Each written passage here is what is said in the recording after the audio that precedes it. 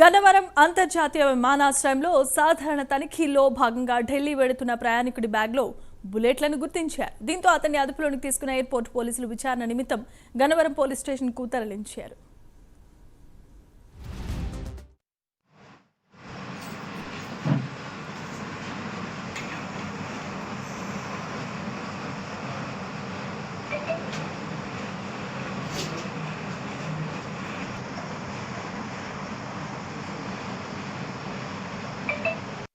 అనిపించలేదు. Preliminary enquiry ప్రకారం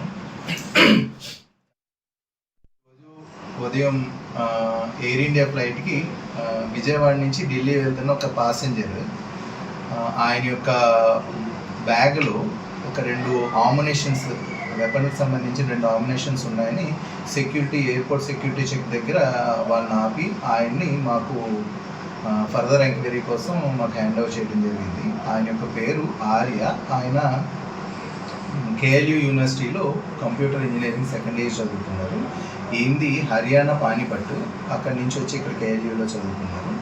మేము ఆయనతో విచారించగా మీకు ఎందుకు వచ్చినాయి ఏమిటంటే ఆయన వాళ్ళ ఫాదర్ హర్యానాలో గన్ లైసెన్స్ హోల్డరు, అలాగే ఆయన సెక్యూరిటీగా చేస్తున్నారు.